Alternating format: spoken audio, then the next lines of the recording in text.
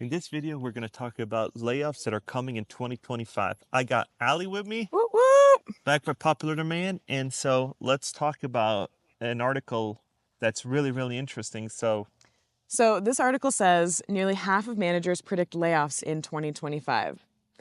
So, quote, in a survey of 1,000 U.S. managers, 11% said their companies will definitely proceed with layoffs in 2025, while 34% said probably.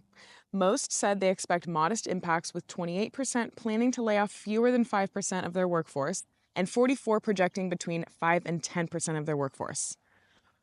Oh, and then hiring freezes too. So in addition, 31% of companies said they already have a hiring freeze in place, and 13% said they'll likely implement one at some point in 2025. Yikes. So basically, what I take from that is if you're unemployed, you're job searching, and if you're employed, you should also probably be job searching.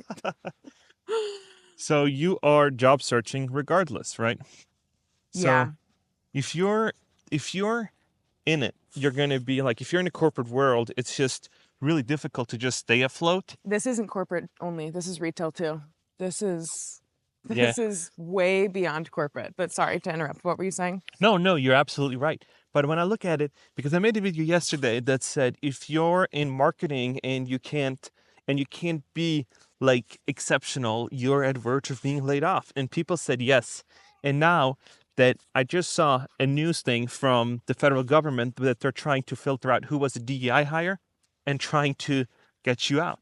And so when they're going to start doing that, that means that people that were diversity hires are probably going to be scrutinized and fired in the corporate world, right? Yep. And what you're saying from that marketing video you watched, what a lot of people are not doing in the application, the resume, the interview process is convincing a company that they will be a good ROI for hiring them. So, for example, to put it very simply, if you are in sales and you apply at a company and the company's going to pay you $100,000 a year, but you're going to make the company $200,000 a year, that's a good return on their investment in hiring you.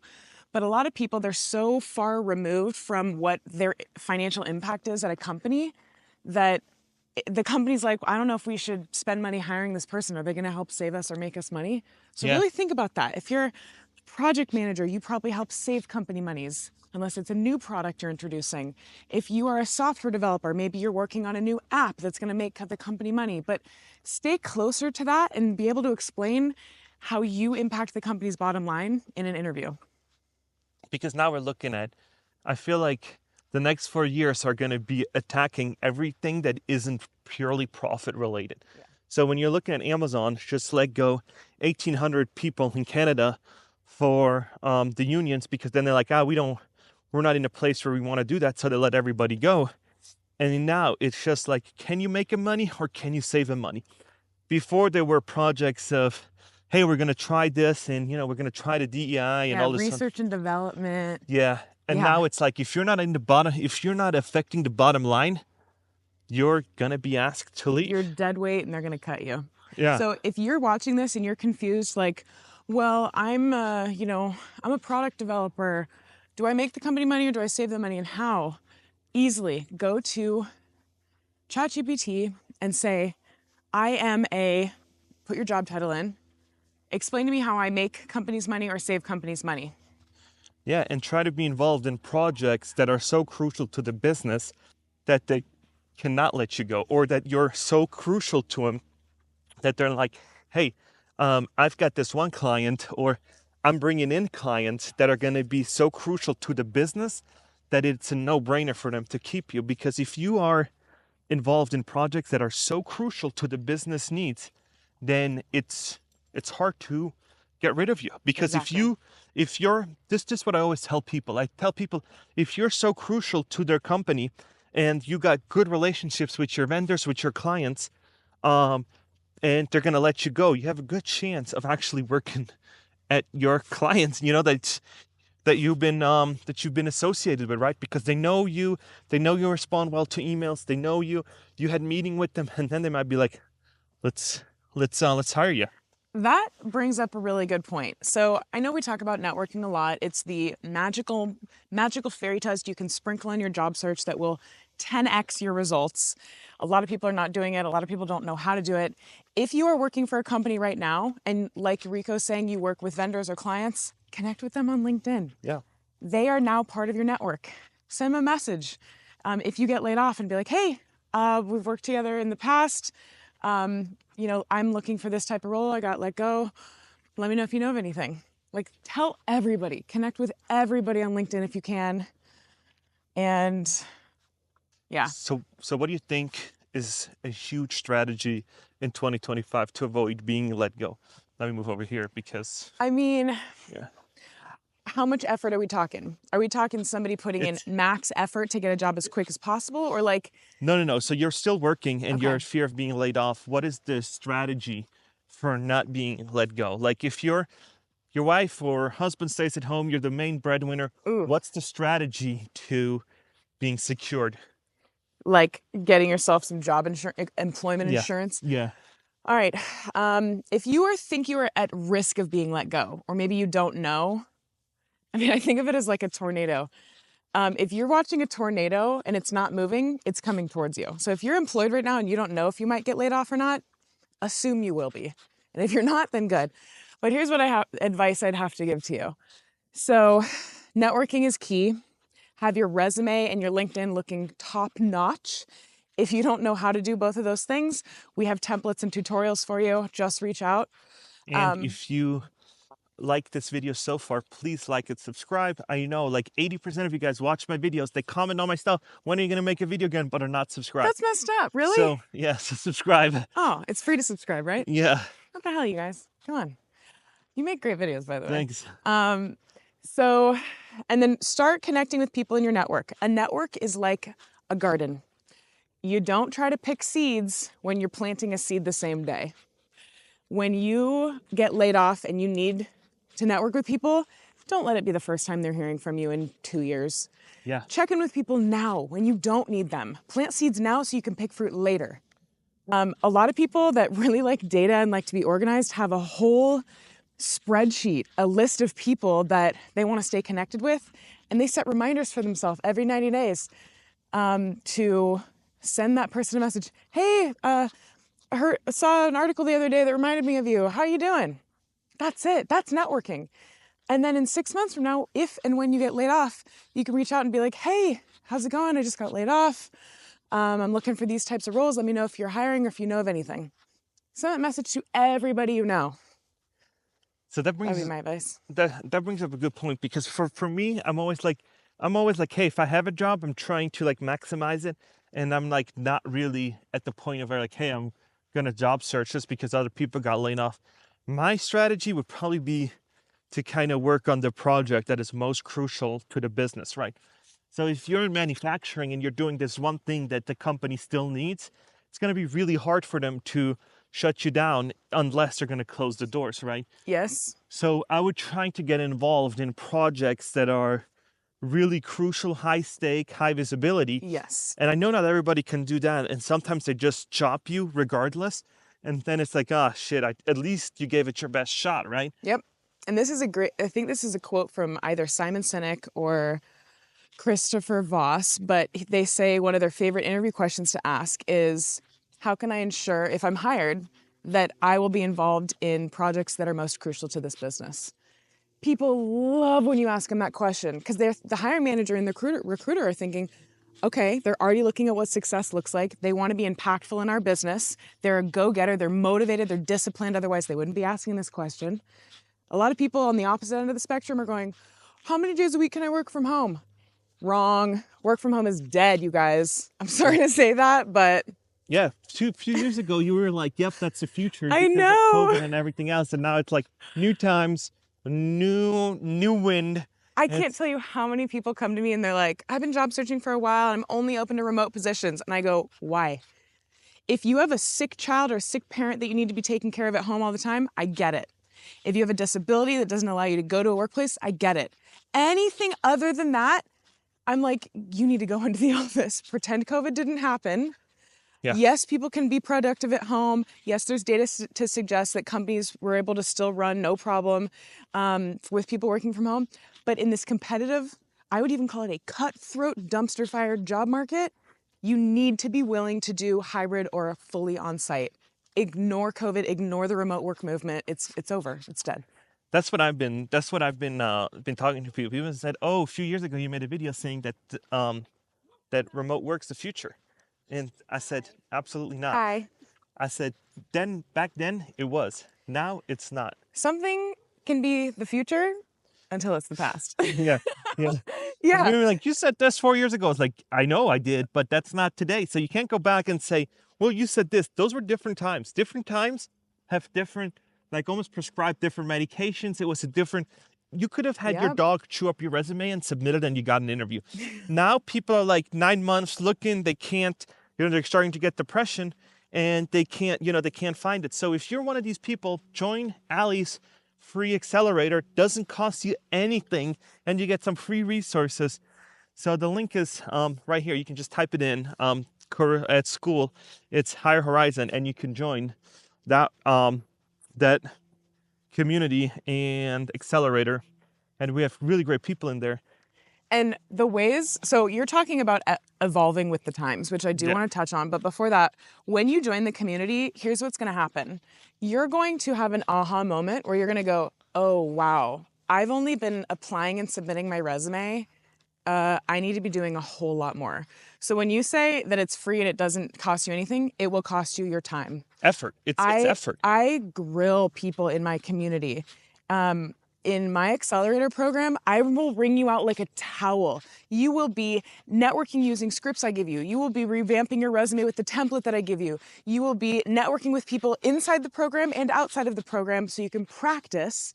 You will be doing interview prep with me. You'll be making a project portfolio in Canva for free. Like, you'll be learning how to make content on LinkedIn to promote yourself and get yourself out there. Like, it will cost you time, but you will get a job so much faster. I can't tell you how much time I have been spending prepping people for their final interviews, and I love that. But can we talk about evolving with the times? Because Go you ahead. brought up a really good point that, yeah, I hear a lot of people are like, well, you said remote work was the future. Yeah, and the future came and went, and now we're in a new future, and you must evolve. A lot of people will dig their heels in and be like, no, but you can be productive at work. Okay, I mean, like, you can be productive at home working remote.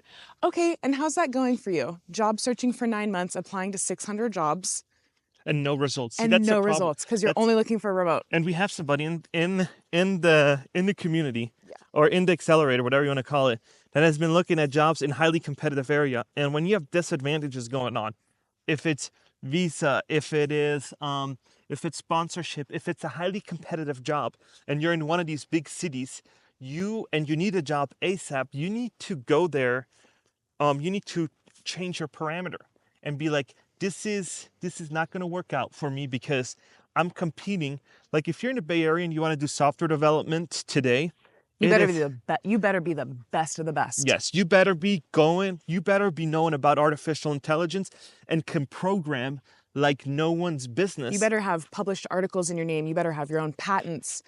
Yeah. Because Elon Musk, like him or hate him, made a thing that says, hey, we're looking at Tesla developers. And he said, what we're going to do is we don't care about your resume. We don't care there. What you're going to do is you're going to drop your GitHub code and we're going to vet the GitHub code. And that's how we're going to get jobs.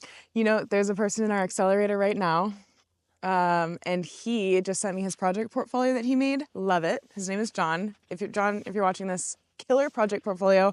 He put links to his GitHub in his portfolio. Yeah, that's what you need to do now. How smart. Because that's how you need to do it. You need to be, because a resume now is, I see all these resume AI finders, like stop applying and just use AI to apply to a bunch of different jobs.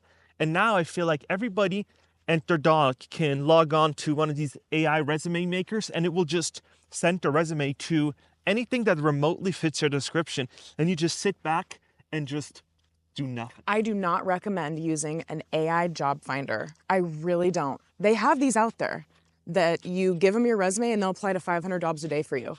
That is how you find yourself in a job that you didn't find yourself, you didn't vet yourself, you didn't do research on, you didn't do enough information digging about the hiring manager, and you start the job and you want a job search again 3 months later because it's not a good fit. You need to do the work I don't yourself. even think you get an interview because Probably not. you saw Microsoft get 100,000 applications for software development for 30 positions, and then they said it's too expensive to even go through it, and so what we're going to do is we're just going to hire the interns 30 from last year. You know So what else I heard that's crazy, that's going to blow people's minds? let's turn around. Let's turn around. All right.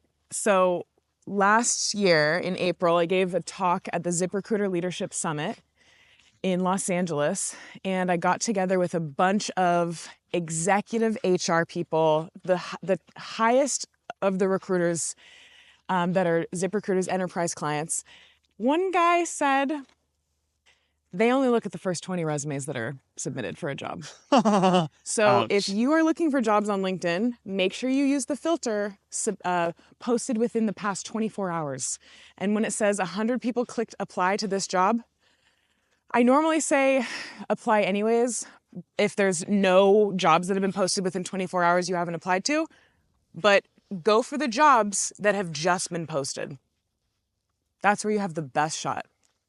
It's just so brutal to me when you're looking at, okay, there's going to be more layoffs, right? There's going to be way more stuff coming down the pipeline. And I'm always like, in order for that to all kind of unfold, you need to put in insurance and you need to be smart enough, because I see so many people that have been searching now for 9 months. And then when you tell them, have you ever thought that you're not doing it the right way?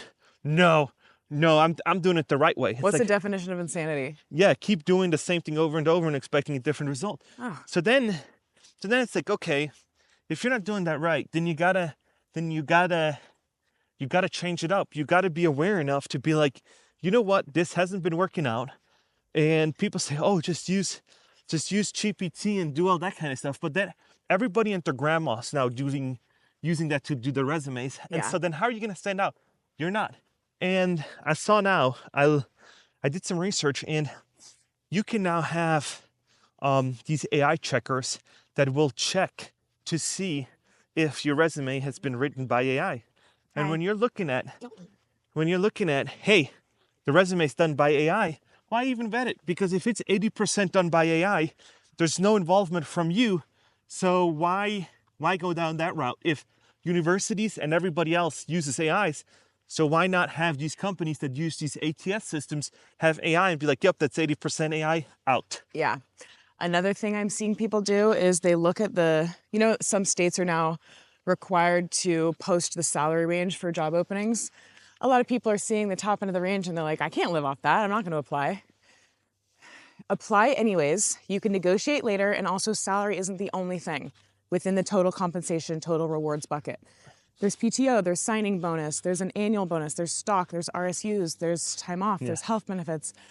Yeah. But a lot of people think that they need to, and it used to be the case, you should try to shoot for like a 15% pay bump every job you go to. But I've taken a huge pay cut before. There's a Business Insider article about me, how I took a $40,000 pay cut moving from California to Las Vegas. But it made sense because there's no state tax here. The take-home pay is the same. So just consider total compensation, and don't just not apply to a job because the salary looks low. Be willing to take a pay cut right now. And I hate saying that, but those are the times we're in. Be willing to maybe not get a higher title at the next job. It's cutthroat right now, and I want you guys to be able to pay your bills and not have to be on unemployment or have back pay to your alimony or child support. Like, please just be realistic, and you can get a higher title later. You can get a raise later when economic times are better, but just get yourself a job right now, regardless if it's a step up or not. So I always say ride with the tides, right? If the tide goes out, just make sure that your boat's secured. And once the tide rises again, be one of the first people to notice it, and then either bounce jobs or do something and get a thing. But it's nice to be in the harbor when there's storms, right? And not be out on sea and being like roughed around, and you're like, oh my gosh, I'm holding on for dear life. Yeah. But I got a raise, so I'm good. But it's like the most turbulent thing, burnout, everything else. And so I always say, hey, make sure you're aware enough. But there's so many people that are not aware. It's like, oh my gosh, you gotta be, it's almost like you get into a rhythm and you just like, I think it's gonna be like that way faded. forever. yeah, that it's going to be like that forever. Yeah. I know one way that people can really stay educated on the pulse of the economy, and it's by subscribing to this channel. Because I'll tell you guys, from Rico's wife's perspective, he wakes up every morning, he reads your comments, he answers your comments, he starts doing research on articles that came out that day about job market and the economy and finance. And he's like, all right, I'm doing research. I got this to tell people. I answered these comments. This is what they want to know. This is what I want to tell them.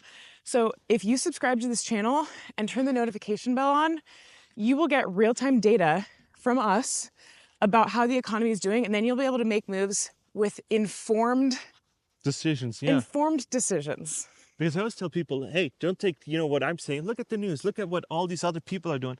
But then the only thing that I have going is that I'm talking to people that are job searching, that are unhappy every day. I'm talking to them 7 days a week about their struggles, how they're not doing it right. And it's like, okay. And then I always say people say, it's LinkedIn's a scam. But then I see people say, oh, a recruiter contacted me over LinkedIn. It's like, that's why I'm so diligently about like, hey, be on LinkedIn. Let's connect. Let's have conversations. And that's what AI can't do yet. It can't go and have these good conversations and have like, hey, let's do a Zoom chat real quick, or let's do this, and then be like, yeah, We're close to that. That's called an AI agent, right? Yeah, but that's what's happening in 2025.